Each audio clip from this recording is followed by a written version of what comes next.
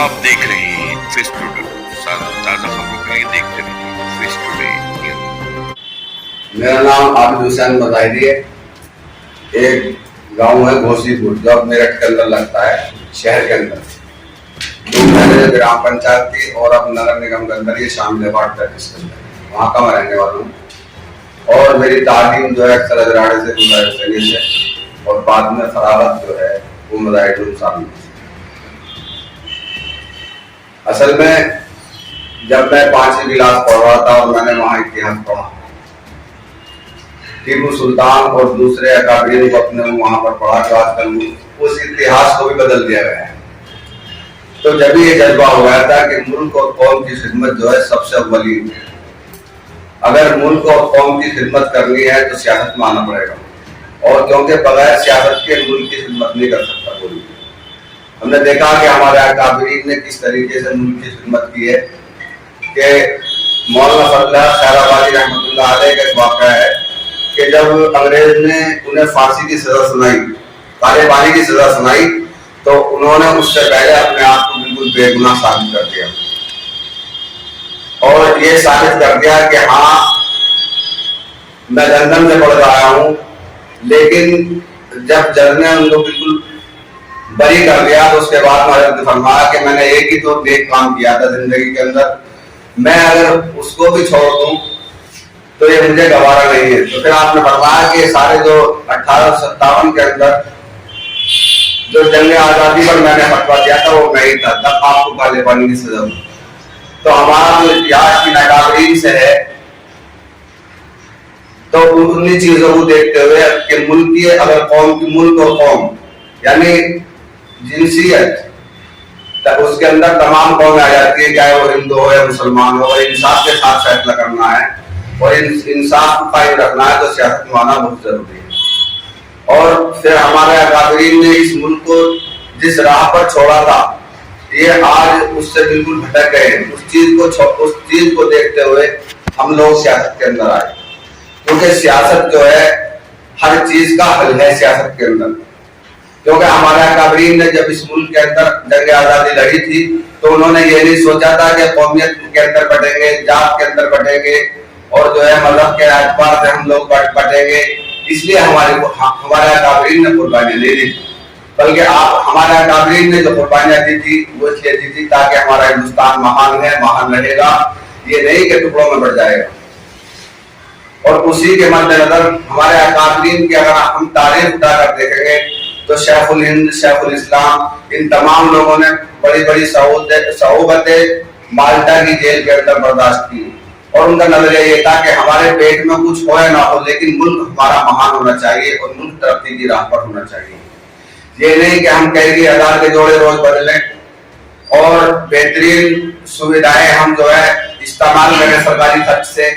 मिसाल के तौर पर मौलाना हिंदुर्रहमान सिवारी को देख लीजिए, ताउम्र आप सिवारे से संभल से एमपी रहे, लेकिन कभी आपको तकिया नसीब नहीं हुआ। उनका इतिहास है कि जो तनख्वाह उनकी आती थी वो रास्ते ही में बढ़ जाती थी, आप ईंट लगा काम कर दिया करते थे। अच्छा, उलमा का ये दस्तूर था। इन चीजों को देखते हुए कि मुल्क हमारा किस तरफ जा रहा है और हमारे ये जो नेता हैं ये किस तरफ जा रहे हैं, इसलिए जो है हम लोगों ने सियासत मारने का फैसला किया। अच्छा, ऐसे दौर में जहां आज बहुत नफरत का माहौल है और मुसलमान का नाम लेते हुए सेकुलर पार्टियां भी डर रही हैं, तो ऐसे वक्त में आपने एसडीपीआई से चुनाव लड़ने का ऐलान किया है और चुनाव लड़ रहे हैं, तो आपको लगता नहीं बहुत ही मुश्किल फैसला था और बहुत ही मतलब ये समझिए कि ऐसे वक्त में फैसला करना बड़ा मुश्किल होता है जो आपने फैसला किया है? मैं इसी बात पर आ रहा था कि जब हमने मुल्क को आजाद किया था तो वहां पर जो है नफरत की कोई जगह नहीं थी, लेकिन बाद में आते आते जैसे मुल्क मुखालिफ ताकतें उभरती रही या हमारी, क्योंकि अगर आप कांग्रेस को देखोगे तो इसका जो बानी है उसका मकसद कुछ और था। उसका मकसद अंग्रेज की गुलामी करना था, लेकिन जैसे 10 साल गुजरते हैं तो नजरिया बदलता है, फिर 10 साल गुजरते फिर नजरिया बदलता है और फिर ये मुहिब वतन पार्टी बन जाती है। तो जब हमारा अकाबरीन इस पार्टी के अंदर थे तो तब इसका नजरिया ये था। लेकिन जब इसके अंदर आरएसएस के लोग घुसने शुरू हो गए कांग्रेस के अंदर, तो फिर वो ये कांग्रेस वो पार्टी है कि इसने हर साल हर दौर के अंदर जो है फसाद और जो है हिंदू मुस्लिम कराकर अपने वोटरों को यज्ञा करने का काम किया, और ये सोचती रही कि अगर मैं हिंदू मुस्लिम फसादात कराती रहूंगी तो मुझे हिंदू वोट मिलता रहेगा। चाहे वो मुरादाबाद कांड हो, चाहे वो हाशिम और मल्याने वाला कांड हो, किसी के ऊपर ये लोग चले। इसी तरीके से किसी भी पार्टी ने मुसलमानों को दरकिनार किया, उनका वोट तो लिया, लेकिन वोट लेने के साथ साथ उन्हें दिया कुछ नहीं। आप सबसे पहले बहन जी को देख लीजिए कि उनके दौर के अंदर मुसलमान जो है 2.5% थे नौकरियों के अंदर, लेकिन जैसे ही बहन जी का दौर आया तो 1.5% रह गया मुसलमान। अखिलेश यादव ने मुसलमानों को सिवाय बेवकूफ बनाने के कुछ नहीं दिया, और बल्कि तमाम नेताओं को दरकिनार करने लगे, किनारे लगाना शुरू कर दिया, ताकि मुस्लिम सियासत जो है सर दफन हो जाए और हिंदू वोट हमसे खुश होकर सारे हिंदू हमारी तरफ आ जाए।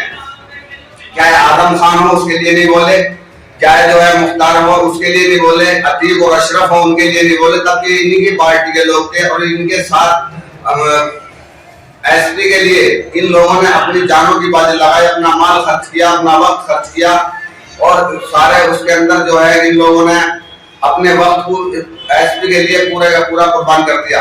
लेकिन जब इन पर आफत आई तो वही एसपी के सरबराह अखिलेश यादव जी कभी एक लफ्ज भी इन लोगों के बारे में नहीं बोले। अच्छा, जैसा कि अब एक गठबंधन बना है, दो गठबंधन है, एक एनडीए है और एक इंडिया गठबंधन है। इंडिया गठबंधन है उसका कहीं ना कहीं एसडीपीआई भी कहीं कुछ जगह उसको समर्थन दे रही है। कांग्रेस जो पहले से नेतृत्व था उसमें काफी बदलाव हुआ है, नए चेहरे आए हैं, नए लोग आए हैं, पुराने थोड़ा पीछे गए हैं, तो उसमें उम्मीद की जाती है कि अब कुछ बेहतरी आई है।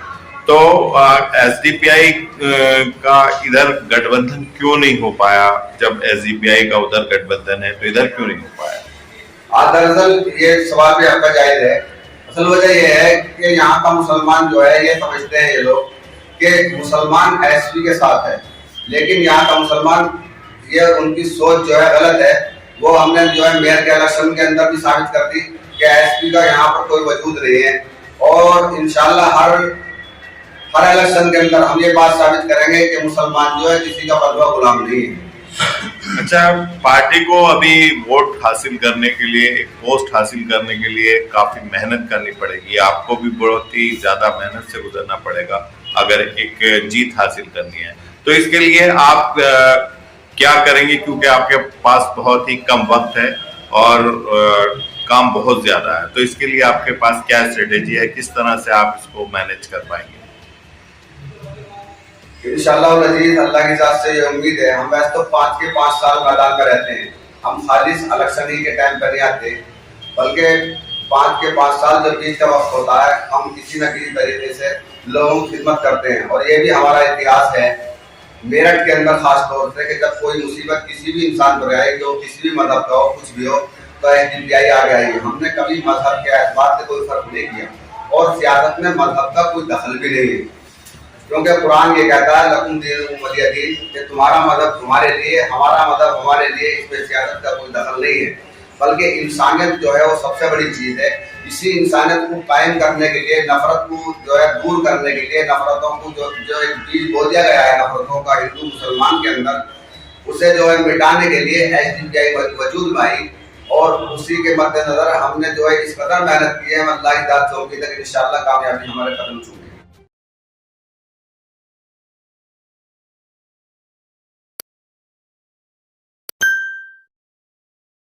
ज्यादा जानकारी और खबरों के लिए देखते रहिए फेसबुक।